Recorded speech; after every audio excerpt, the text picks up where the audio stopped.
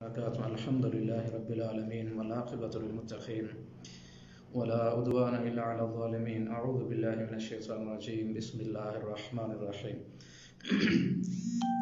قد كان لكم آية في فئتين التقتا فئة تقاتل في سبيل الله وأخرى كافرة يرونهم مثليهم رأي العين والله يؤيد بنصره من يشاء إن في ذلك لعبرة لأولي الأبصار.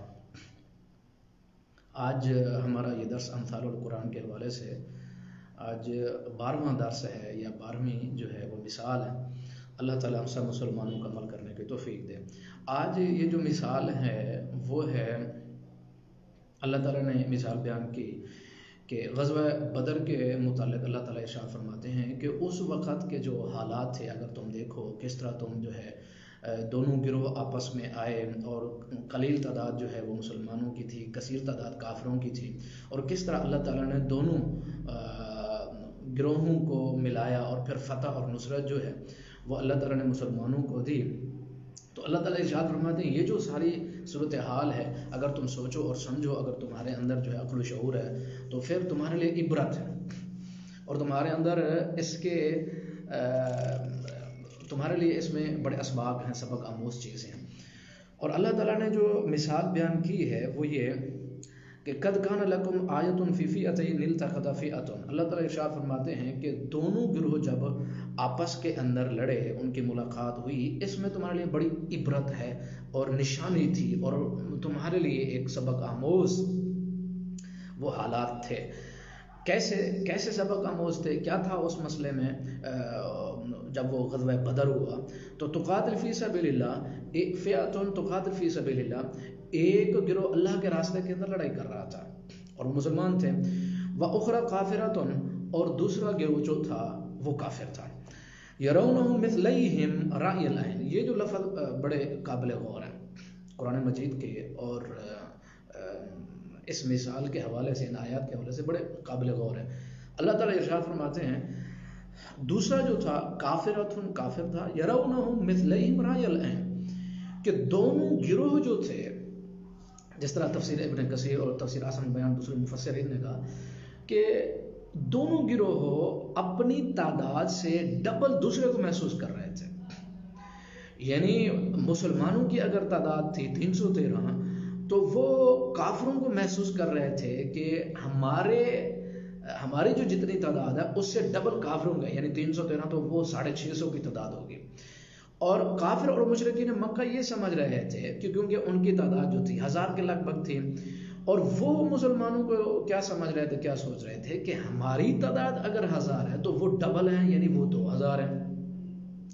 اب اللہ تعالیٰ نے ارشاد فرمایا یرونہم مثلیہم، دونوں گروہ ایک دوسرے کو اپنی تعداد سے ڈبل دیکھ رہے تھے. اب یہ دیکھیں کہ اللہ تعالیٰ نے مسلمانوں کی مدد کیسے کی کہ تعداد بہت تھوڑی ہے، وسائل اور ذرائع اور سامان اور افرادی قوت سب کچھ یعنی بہت کم ہے کافر کے مقابلے میں. اور جب دیکھا تو اللہ تعالیٰ نے مسلمانوں کے قدم کو جمانے کے لیے، مضبوط کرنے کے لیے یہ ارشاد فرمایا کہ جو تم دیکھ رہے تھے، کہ تم یہ سمجھ رہے تھے کہ ہماری تعداد تو 313 اور ان کی 650 تو دگنا ہے، زیادہ نہیں ہے. تو اس وجہ سے مسلمانوں کے جو دل اور دماغ اور زیادہ مضبوط ہو گئے کہ ٹھیک ہے ڈبل ہے، اس سے زیادہ تعداد نہیں ہے.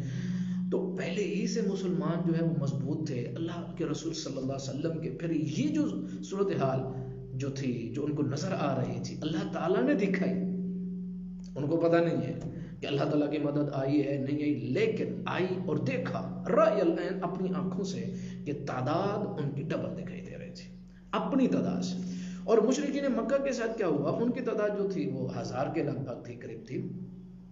اللہ تعالیٰ نے ان کو دکھایا کہ تمہاری تعداد 1000 ہے لیکن مسلمانوں کی تعداد 2000 ہے. اور مشرکین مکہ اپنے وسائل پر، ذرائع پر، افرادی قوت پر، طاقت پر اور ہر قسم کے یعنی ہتھیاروں اور ہر قسم کی چیزوں پر غرور اور تکبر کے ساتھ آئے کہ آج ہم نے ان کو بچانے تہہ تیخ کر دینا. اور پھر جب وہاں آئے اللہ تعالیٰ نے پھر دکھایا کہ وہ تو ڈبل ہے، تمہاری تعداد 1000 ہے وہ 2000 ہے. سوچ کے اندر ہی جنگ سے پہلے ہی وہ اپنے آپ کو مغلوب کر چکے تھے. اللہ تعالیٰ نے ان کی سوچوں اور دماغوں اور دلوں کے اندر مسلمانوں کی ہیبت بٹھا دی. یہ ہے کہ اللہ رب العزت ہر مسلمان کی مدد کرتے ہیں اس کی کہ وَمَن يَتَّقِ اللَّهَ يَجْعَل لَّهُ مَخْرَجًا، کہ اللہ تعالیٰ اسباب کے، وسائل کے، ذرائع کے، مادیت کے، دنیاوی اسباب کے، افرادی قوت کے ہیں جی، ٹیکنالوجی کے، اور مطلب جنگی ہتھیاروں کی کثرت، کسی چیز کی کوئی محتاجگی نہیں. صرف یہ ہے کہ اللہ تعالیٰ کے اوپر اعتماد اور بھروسہ اور یقین، پھر لڑ جاؤ. مقابلے کے اندر باطل ہے تو پھر گھبرانے کی ضرورت نہیں ہے. تم اپنی میدانی طاقت، میدانی قوت اور جو زمینی صورتحال ہے، تم اپنے جسم کو، اپنے بدن کو، اپنے وسائل کو، اپنے ذرائع کو اور اپنے افرادی قوت کو، اور یعنی ہر قسم کی تیاری جو تمہارے بس میں، استطاعت اور طاقت میں، اور پھر اس کے بعد بھروسہ اللہ پر. کمی پھر بھی ہے، کمی بھی ہے، لیکن بھروسہ اللہ پر، اعتماد اور یقین اللہ پر کہ اب ہم نے پیچھے ہٹنا نہیں. کیوں؟ اللہ تعالیٰ ارشاد فرماتے ہیں وَلَا تَرْكَنُوا إِلَى الَّذِينَ ظَلَمُوا، ظالم کے سامنے گھٹنے نہیں ٹیکنا ہے. یہ اللہ کا حکم، وَلَا تَرْكَنُوا إِلَى الَّذِينَ ظَلَمُوا.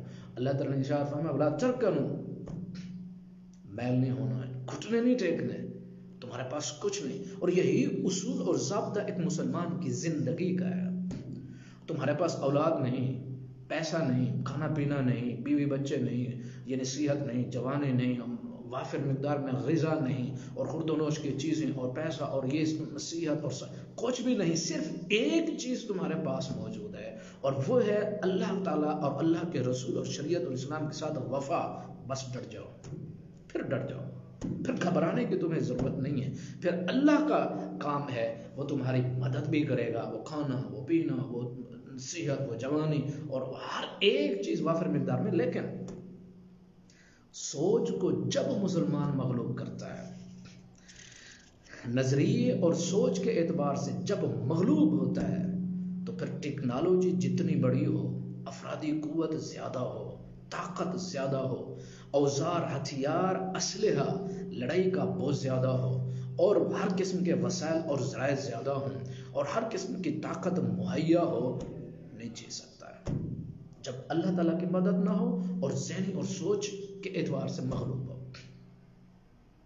لیکن اللہ تعالیٰ کی مدد اور نصرت اس مسلمان کے ساتھ آتی ہے جو مسلمان اللہ اور اس کے رسول کے ساتھ وفادار ہے، اور اللہ تعالیٰ جو ہے وہ اسباب کا محتاج نہیں. جہاں اسباب کی دنیا، یعنی اسباب بھی اللہ کے ہاتھ میں، ما فوق الاسباب چیزیں بھی اللہ کے ہاتھ میں. اور پھر جب مسلمان جو ہے زندگی گزارتا ہے اللہ اور اس کے رسول کے حکم کے مطابق، تو پھر یہ دنیا کیا، دنیا کی کیا مجال ہے کہ اس کی عزت نہ کرے. انسانوں کی کیا بساط اور طاقت ہے کہ اس کی عزت اور احترام نہ کرے.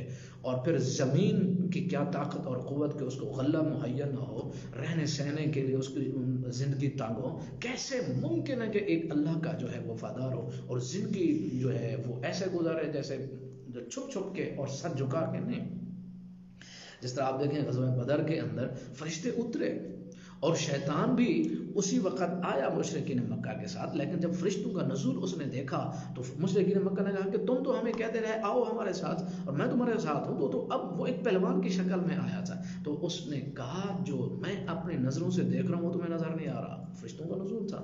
اور اس وقت اللہ کے رسول صلی اللہ علیہ وسلم نے دعا کی تھی اللہم ان تہلک هذه العصابۃ ولا تبد فی الارض. اے اللہ یہ مٹھی بھر جماعت میں تیرے پاس لایا ہوں، اے اللہ اگر یہ مٹ گئے تو پھر قیامت تک تیرا نام لینے والا کوئی نہیں ہوگا. پھر اللہ تعالیٰ نے مدد اور نصرت دی. حضرت ابوبکر صدیق رضی اللہ تعالیٰ نے ارشاد فرمایا اللہ کے پیغمبر آپ سر اٹھائیے، آپ کی دعائیں قبول ہو چکی. آپ صلی اللہ علیہ وسلم تشریف لے کھڑے، آپ سجدے سے سر اٹھایا آپ نے تو سامنے سے فرشتے آ رہے تھے. آپ صلی اللہ علیہ وسلم نے ارشاد فرمایا تمہاری مدد آن پہنچی. مدد آتی ہے. اللہ جس طرح صحابہ کرام چھڑی مارتے تھے، کھجور کی چھڑی مارتے، گردنیں جو ہیں وہ کاٹ دی جاتی تھی، وہ فرشتے کاٹتے تھے. تو اللہ تعالیٰ کی مدد آتی ہے، نصرت آتی. لیکن جب مسلمان اعتماد کرتا ہے اسباب پہ، وسائل پہ، ذرائع پہ، افرادی قوت پہ، طاقت پہ، اپنی میں اور وسائل اور ایسا کریں گے تو مٹ جائیں گے. اللہ تعالیٰ ارشاد فرماتے ہیں لڑائی سے پہلے اپنے آپ کو مغلوب مت کرو، پہلے مغلوب مت کرو. آپ لا ترکنوا الی الذین ظلموا، سٹینڈ لینا تمہارا کام ہے، اور تمہاری حفاظت، تمہاری مدد اور تمہاری نصرت اور اپنے تمام مخلوق کے لشکروں کے ساتھ تمہاری مدد کرنا میرا کام ہے. لیکن ہم سب مسلمان جو ہیں، اب ہمارا اعتماد اور بھروسہ سب سے بڑا کس چیز پہ ہے؟ آج ہم مسلمان کیوں اعتماد اور بھروسہ جو ہے آخرت پر نہیں، اتنا یقین اور تیقن کے ساتھ، اتنی بھروسے اور اعتماد کے ساتھ ہم عمل نہیں. نماز پڑھنا، نماز کا اتنا فائدہ ہے، سنتے پڑھنا، سنتوں کا اتنا فائدہ ہے، اور اتنا ثواب، اجر و ثواب ہے، اس پر اعتماد اور بھروسہ ہے؟ اگر ہوتا تو جس طرح اللہ کے رسول صلی اللہ علیہ وسلم نے تمہیں عشاء کی نماز کے بارے میں اور پہلی صف کے بارے میں تمہیں بتا دیا جائے کہ پہلی صف کے اندر اتنی تمہیں ثواب اور نیکی ہے، تو پھر گھٹنوں کے بل چل کر تم آؤ. اعتماد نہیں، جب نہیں تو اندر کچھ ہے، بہر کچھ ہے، عقیدہ کچھ، سوچ کچھ، عمل کچھ، کردار کچھ، گفتار کچھ، معاملات کچھ، تعلقات کچھ، ہر چیز تہ و بالا ہے. لیکن اگر بندہ ہے سچ پہ اور حق پہ، اللہ اور اس کے رسول کا وفادار ہے، وہ سیدھا ہے اپنے ہر معاملے میں، اپنے کردار میں، سیرت میں، معاملات میں، سیاست میں، تجارت میں، اپنے یعنی اپنوں کے ساتھ، خیروں کے ساتھ، دشمنوں کے ساتھ، اپنے دوستوں، وہ بالکل کھرا، اور اس کی زندگی مطمئن ہے. وہ اپنے ماضی سے بھی مطمئن ہے، اپنے مستقبل سے بھی مطمئن ہے، اپنی حالیہ زندگی سے بھی، اور اپنی ماضی والی زندگی بھی، اور آنے والی زندگی میں بھی وہ اللہ پر اعتماد اور بھروسہ کر کے زندگی گزارتا ہے. اللہ تعالیٰ سے دعا، اللہ تعالیٰ ہم سب مسلمانوں کو سننے، سنانے، سمجھنے، سمجھانے کے بعد عمل کرنے کی توفیق عطا فرمائے. وما علینا الا البلاغ.